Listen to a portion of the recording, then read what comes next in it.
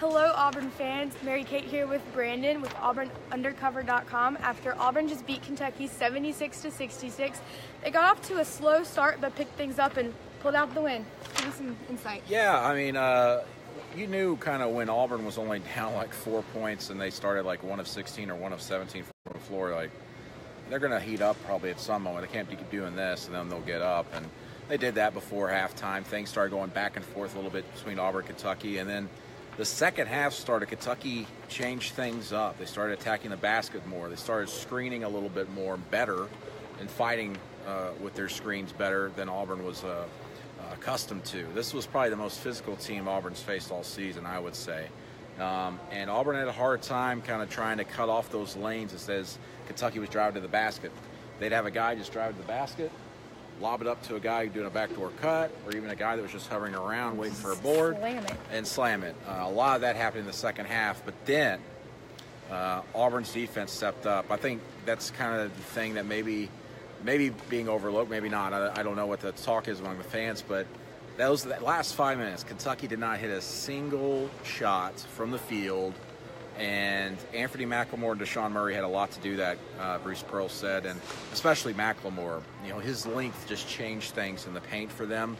Forced Kentucky. They started rushing some shots outside as a result because nothing was falling. I mean, they were driving to the basket. McLemore was just changing shots just enough for the ball to hit the rim, bounce off, or there was even some air balls. He also had a couple of steals in midair.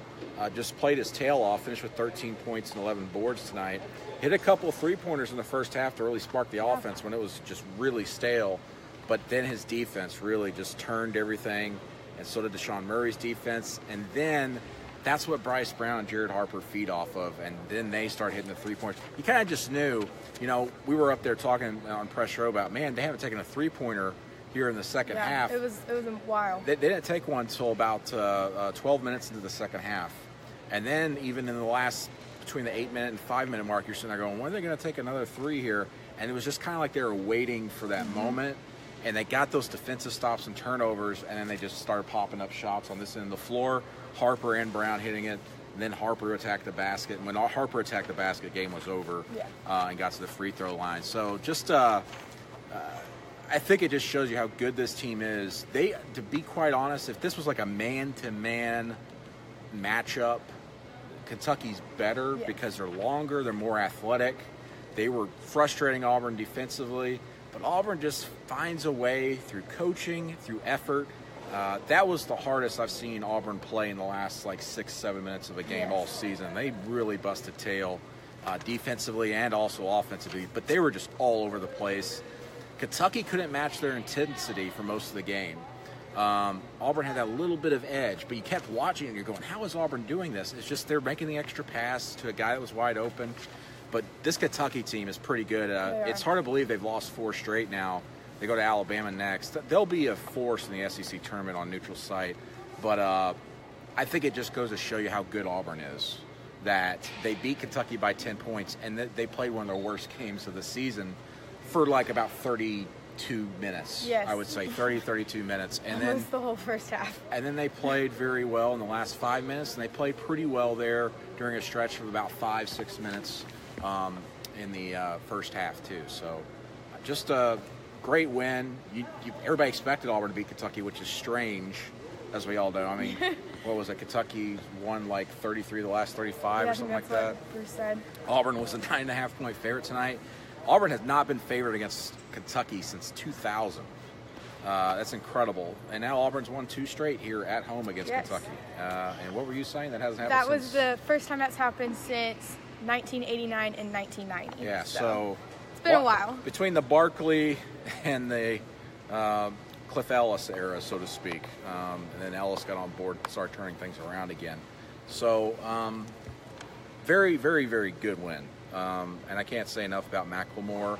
And then also just the toughness of Bryce Brown. Yes. Yeah, shoulder injury. They said he didn't know if he was going to play this morning. You just knew he was going to play, though, based off of what we saw in the shoot-around against Georgia. He didn't play in that game, but he was shooting around. Then he was shooting one day. You just kind of knew. You're going to say something. How could he not play, though? In a game of this size, and that's what Bryce talked with us tonight. Bruce talked with us, and they kind of let us know, like, if he hadn't played, it may have been different on the court here. He just brings something extra to this team, and it showed tonight. Bruce straight up said, I asked him, do you win tonight without Bryce Brown? And he said, I don't think so. And I got to agree with that because he hit the big shots when they needed them in the second half. And he's also probably their top 2 ball defender, even when he's injured. Yes. Tonight, he's probably the best on-ball defender when he's completely healthy, but I think he's 1 or 2, maybe 3 tonight. But they really needed him out there defensively and offensively, obviously. You know what he could do offensively. And what did he finish with? 18 points, right? So, I mean, the guy, he just does what he does, even when he's injured. Yeah, 18 points. Now, he didn't have a rebound, but he's not a guy you're going to count on for rebounds, obviously. And when he's hurt, that's what happens. But I also think the big thing for Auburn, we're talking about turnovers. Kentucky had 14 turnovers. Auburn took care of the ball for the most part, even though they weren't hitting shots. Had 7 9 turnovers. steals. 9 of those 14 turnovers were steals by Auburn. Yes. That's just being active on the court and hustling your butt off. And that's how Auburn's winning these games. They're hustling on defense, and they've got great shooters all over the court. And just look at Anthony McLemore. And they don't quit. Yeah, I mean, McLemore, as Bruce said, he's a center shooting three-pointers. Which he worked a lot on the off-season from all over the court. He wanted to be a better shooter this season, and he showed it. He was one of the first ones to knock down those threes to jumpstart They Auburn. were dead quiet on offense, other than a Jared Harper layup, attacking the basket, and then they pitched it out to McLemore, and he swished a three. He liked this corner right here. Right over here. And he hit that, and you kind of thought, okay, if he starts hitting threes, you just know in the mindset of a player, Bryce Brown or Jared Harper going, well, crap, I need to start hitting some shots. Something. If he's getting it going, I got to help him out. This is really like a true team Auburn has this year. Yes. I was talking to a fan up in the stands at halftime. He's like, what do you think? I go, man, Kentucky is so talented, but there's just something weird. Auburn's playing harder, and Kentucky might be longer, but it just doesn't seem like everybody's on the same page at once. Somehow Auburn's getting the balls in the air, and and we're smaller, but it just didn't show tonight. And the fans told me, and I completely agree, he goes, it looks like Kentucky's got 5 individual players on the court, and Auburn's got a team on the court. And that's really been a difference a lot for Kentucky this season. I mean, we all know how talented they are every year with their recruiting classes, but Kevin Knox for a while was their only offensive threat. And then they started going to the big man. I can't pronounce his last name, so I'm sorry. They started going to him late, and that's or not late, but in the last like 10 minutes, and that's when I started thinking, oh man, I don't know if Auburn, if they get down like 8 points, they can come back on this if they keep going inside, because Kentucky's going to go inside, and then the refs are going to start calling the fouls or whatever. For the most part, though, the refs kind of stayed out of it. They let them be physical, both teams inside, especially considering the size mismatch. There's some bad calls on each end, like there is in every SEC basketball game. But for the most part, it was an enjoyable game to watch, especially in that second half. They were going back and forth. Kentucky went on a run, and then Auburn took over those last 5 minutes. Someone made a great point in these comments that free throws were huge tonight. That's the only reason Auburn won, too, is the fact that they sunk 24 of 28. There it is, 24 of 28. Yeah, they've been a great free throw shooting team all year. I think at one point I saw Mustafa missed one of the first free throws he had at the line. I was like, that never happens. they don't need that tonight. That's one of the things that always works, even when there's not being as hot shooting the ball. But yeah, 24 of 28. That's going to win games. Yeah. That's how they win games everywhere they've been, and against some of the top tier opponents they've beaten. At Tennessee, they went on a little run and then hit their free throws on the road, and that just frustrated the heck out of the Tennessee players, from what I was told, that they were just knocking them down, then getting them fouls and getting the free throw line, and just slowly, incrementally building the lead. And that's what happened tonight too. Auburn was up like 4, then 6, then it was back to 4, and then like 8. And then Auburn got to the free throw line when Jared Harper went to this basket, drove to the line, kind of threw the ball up because he knew he was going to get fouled just to see if it would go in. He got fouled, hit 2 free throws, and that was basically when you could put the nail in the coffin. Yeah, so huge win for Auburn. I know Kentucky's not ranked, but they're a legitimate like top 25 team this season, even with these losses. Yeah. I mean, you go to West Virginia on the road and erase a double-digit deficit and win it, you're a pretty darn good team, and they've got a lot of talent. So, where are we hearing from the comments? Everyone wants to know how far Auburn's going to make it. People have high hopes. It's a lot of high hopes. John Calipari said this is a number 1 seed. He did mention, he said Auburn was number 1. Cal said. Now, Cal loves hyperbole, But I do believe that he thinks this team's really, really darn good. I don't blame him. And, yeah, I mean, I agree with that. Auburn's certainly deserving a number 2 seed right now. And I heard, did Villanova fall tonight? I heard Villanova lost. So that helps. Listeners helped us last time we had these questions, so let us know if Villanova lost. I thought Villanova lost. And in the SEC, in the standings, Florida lost, Florida right? Lost tonight. To Georgia. I turned my phone to airplane mode for the press conference right when I saw it was 71-69 with like 3 seconds left. So I'm guessing Georgia won. Yeah, Nova lost. There you go. See, look at that. Cool. So Auburn goes on the road to South Carolina and beats Carolina. That's going to be a tough game. That's another physical game like this one will be. But Auburn has won 10 on the road because Bruce made sure that was something that he mentioned. Including neutral site games. Yes, yes. Not true road because he didn't games, want people to think that Auburn was just a home team win. Because this atmosphere is crazy, but Auburn's done it on the road too this season. Yeah. They've won road games in tough environments: Mizzou, Tennessee, Georgia, and then of course they've got to go to Florida and Arkansas still. Those will be tough road environments. But Florida losing tonight helps Auburn a little bit because obviously the Tigers own the tiebreaker against Tennessee with the head-to-head matchup, and Auburn and Tennessee don't face each other again this season. So they got that tiebreaker. That's going to be huge. So they've got technically like a 3-game lead with 5 games remaining in the regular season. So if Auburn wins the SEC, makes it to the finals of the SEC tournament, they're probably at least a 2 seed. They're at least a 2 seed. They might be a 1 seed. Just depends on what happens above them. That's what it really comes down to. But Auburn's got to keep winning. I feel like if they win the SEC, it's hard not to put them at number 1 because the SEC is better than it used to be. Yeah. Or previously, and it's depending on who they face in the tournament. There's parts where sometimes you feel like they kind of should be number 1. But I'll say this. Well, no, you're right because I said the human element. They always like Auburn, but the committee's really high on Auburn. They had them at number 5 Sunday. The human polls have had them 10 and 11. So I'm sure that if Auburn wins you might be right. If they win the SEC, now how do they win the SEC? Do they win 2 games and then lose 3?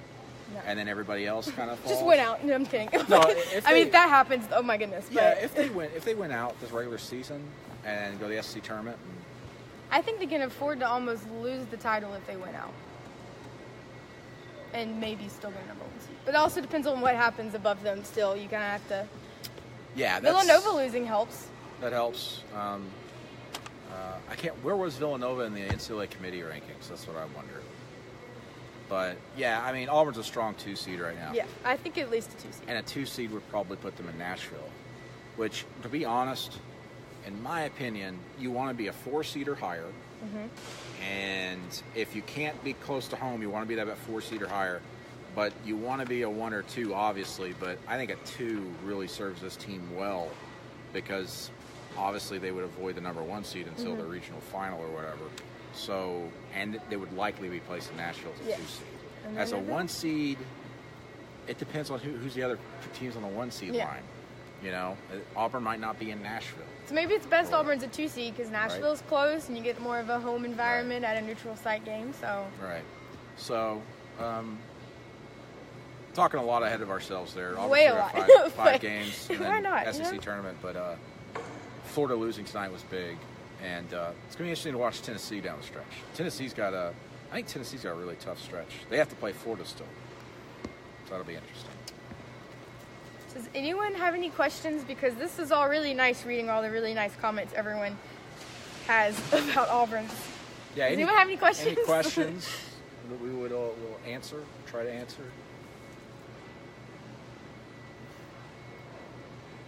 You know, Bruce Pearl talked a lot about, tonight was an ESPN2 game, so Jeff Goodman was here with ESPN, and I think Lauren Rutledge and Dan Dakich, I can't say his name.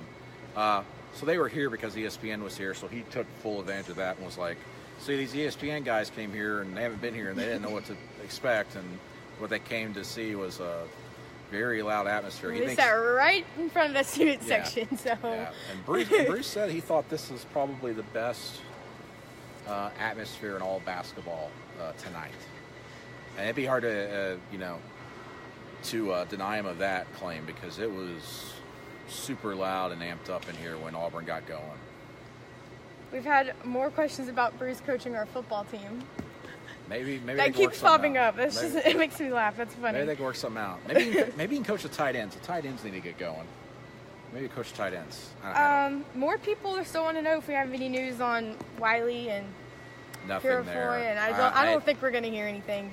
Listen, guys, until the end of the season. I mean, Wiley's out for the year no matter what now because he lost the appeal. And Purifoy at this point, even if Purifoy got cleared, he would be a role player probably. I don't think he'd be getting heavy minutes, but I don't see him being eligible this year either. Who do you think makes it on the first team SEC? Bryce. I'd say Jared. But I would put Bryce and Jared up there. I mean, Jared's having like 7 assists every night, and he's hitting big shots. It's not like he's a pure point guard and that's all he's doing. He's hitting big shots, hitting 3-pointers. He had 18 points tonight too, right? I think that's what we said. Yeah, him and Bryce both had 18. Yeah, and he had 7 assists. He also had reading Mary Kate's 1 steal, 2 turnovers. So 7-to-2 ratio on assists to turnovers, very good. I'd put Bryce Brown and Jared Harper on there. And Bryce has got Definitely that award that I can't remember the name of. Yeah, he's on the top 30 for the Naismith Award, which is the biggest one there is for an individual. When was the last time we had one of those? That's a great question. Anybody? That's a great question. Have we? Has Auburn? I'm sure they have. I mean, somewhere. Because it's really just a watch list type thing. And speaking of Charles Barkley, someone asked if he's been around the team at all. I haven't seen him. He's just doing NBA things. If the SEC tournament was in Atlanta this year, which it's not, he'd be there. But that's in St. Louis. I don't think so. Maybe he'll show up for the Alabama game on Wednesday night, but he's working doing NBA stuff, so it's weeknight. Be tough. Speaking of Barkley, though, Bruce Pearl said that he thinks Deshaun Murray is the best rebounder pound for pound, considering his size, since Charles Barkley here. That's what he said tonight. A lot of hyperbole tonight from Pearl and Calipari. They went into one without Bryce Brown, Pearl said. Deshaun Murray's best rebounder they've had here since Charles Barkley. Coach Calipari saying Auburn's a 1 seed. Yeah. Do you think Auburn has an SEC Player of the Year on this roster? Bryce. I would say Bryce. Yeah, I mean, Bryce is it's the best so hard player. not to. He's killing it out here. He's on pace to break the school record for threes in a season. He's just got to stay healthy. I wonder how his shoulder is going to feel in the morning. That's what people have been asking if he plays on Saturday. Which, if he plays tonight, he plays on Saturday, in my opinion. Yeah, they need him. They really need him at Carolina. They need him in road games. It says something about Auburn that they won at Georgia with pretty much 7 players in the second half, without Bryce Brown. And then who was cramping up in that game? I'm sorry. Murray. Was it Murray? Yeah. So he had Murray. Full body cramps. Yeah. That sounds painful. And then Georgia goes on the road and beats Florida. That says something about Auburn. Auburn's just really good, guys. I mean, what else can we say? I mean, they're number 1 for a reason in the SEC and should be higher in the polls. I don't see. I wonder about the coaches poll. Obviously, coaches aren't all voting in that. Sports info guys and like basketball ops guys. Something weird going on there. Why are you dropping Auburn to 11? Hate us because they ain't us. I don't get it. And then meanwhile, the committee's like, yeah, they're number 5 in the nation. But they're going to stay at 10 because, it's fine. So, but all that matters is what the committee thinks. Exactly, yeah. So, win the games. And then Auburn's schedule, if Auburn's already a 5 overall and a number 2 seed, this is the toughest stretch this season right now, starting with Kentucky. And if they can finish out and win the SEC and if they pick up 2 road wins out of their last 3 road games, they're a 2 seed for certain, and they're fighting for that 1 seed still. You think Bruce is Coach of the Year? They win the SEC, yeah. If not, and Tennessee wins it, Rick Barnes will be. I think it's between him and Rick Barnes at Tennessee for Coach of the Year right now. Tennessee had a little bit of a stumble there at Alabama. So, but if Tennessee wins the SEC, whoever wins the SEC, if it's between Tennessee and Auburn winning the SEC, it'll be Bruce or brick, in my opinion. Keep going? Yeah. Okay. One or two more questions. A lot of people are wanting to know thoughts on Alabama. We're just going to skip South Carolina. Alabama comes in here next Wednesday. Yeah, I mean, that's huge. That's huge. Big game. I mean, this place will probably be louder than the Kentucky game. One, it's Alabama. Two, it's one of Auburn's 2 losses in the SEC this season. 3, they get the trophy back for the Iron Bowl at halftime, and the student president's supposed to show up and sing the Auburn fight song. That's a big game, and plus Auburn gets to face Colin Sexton for the first time. Because remember, he sat out the first matchup, and Alabama still beat Auburn on the road, and Auburn still had a chance late. They came back from a double-digit deficit and almost had a chance, got within a possession. But I think this place to be amped up. You get a win against a team like Alabama's hot right now. Yes.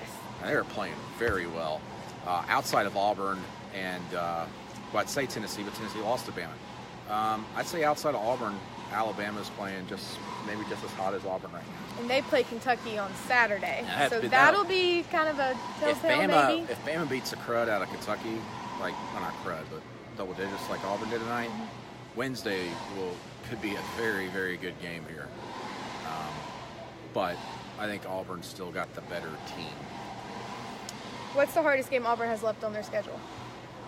I did think it was at Florida, but they're weird. Florida's weird this year. They went to Carolina, beat Carolina by 24 points, I think, over the weekend, and then losing overtime tonight to Georgia, which Georgia has just been, along with Vanderbilt's been just terrible lately. And then Georgia and Vanderbilt win tonight. Yes, that's it. Vandy won tonight too. So the SEC. I'm gonna say Arkansas, just because. And it's on the road. It's on the road. 20,000 people there, and they love to run. They love to run and run and run. And if they get hot, and Auburn just gets cold, it might be difficult in that type of environment to mount a run. But Auburn's going to be favored in every game remaining, other than maybe Florida and Arkansas. And if they're not favored in those games, it'll be like a 2 or 3 point spread. But Auburn's going to be they're going to be favored at Carolina this weekend. They'll be favored when Carolina comes here to close the regular season March 3rd. But Pearl is right in saying this. They could lose every game, or they can win them all, because the SEC's tough this year. 1, 2. This is Auburn's toughest stretch, and Carolina's played up to everybody. But then they just get beat by Florida by 20. Anyway, everybody's beating everybody in the SEC this year, and you just don't know. You keep thinking, like, with Auburn's depth, like, they're going to get tired at some point, and then they don't. Because they only have 8 guys? 9. 9 guys they can play. Okay, yeah. 9, and then, 8.5 really with Bryce's shoulder. I guess I'm done trying to look for reasons why they'll lose, just because they just keep winning, even when you're like tonight, I was watching the second half, I'm like, man, this Kentucky team is so talented, and then Auburn doesn't let them score for 5 minutes. They just, if they can beat, Kentucky's not the second best team in the SEC behind Auburn, but I think this was the toughest matchup Auburn's going to have all year in the SEC. So they win by 10 points in a game like this, that they can beat anybody by double digits, and they've been doing that in the SEC all year. So, other than Bama. Last question, I think, because it's looking really, really far ahead. But why not? Who do you think leaves at the end of the season? Leaves? If anyone. I think the only guys who would possibly leave would be Wiley and Purifoy, for obvious reasons. Just because they didn't play this season, and they'll test the NBA waters anyway. They might get that itch. I got to go play and go make some money. I would say Wiley would be more likely. Mustafa possible. He did test it. He did kind of think about last year, which surprised me when I heard that. But those 3, Mustafa, Bryce will stay, but Mustafa Heron and Austin Wiley and D'Angelo Purifoy. But most likely Wiley would probably go. But if they all return, and plus they got coming back next year, this is a top 10 team going into next season, and they got Wiley back. That would be huge, especially for a full season where they can prepare. with a big man in there, an actual big man. I was watching a video of him earlier playing, just messing around. Man, if they had him and he played a full season, they would have beaten Kentucky about 20 tonight. Because they would have had that good defense throughout the entire second half. And more height, too. And better rebounding, because Kentucky just killed them on the boards there for a while. So. But having said that, if you put them out there on the court right now, Wiley, I think this team will lose a little something. Because they want to be able to play as up-tempo as they want to. They want to kick it out as fast as they do. And I think they would lose a defender if something got awry offensively. So it's fun to think about what this team could be with those two, but then also to see what they're doing now. Yeah. You're kind of like, do you even just, it's good as it is. Yeah. Just, I don't think you want to mess with that mojo at this point. Because it's something special. They definitely proved that tonight. Because at most at least you've got 7 games remaining. So at this point you don't want to mess with it. So. If it works, if it's not broken, don't fix it. That's what I was looking for. Exactly. So there you go. Well. All right. I think that's it. That's all we got tonight. Thanks for tuning in. AuburnUndercover.com, and we'll see y'all at some point. Some point. Yeah. Bruce Pearl talks to media at 11 a.m. tomorrow, so. There you go. More basketball to come. Thanks. All right, bye.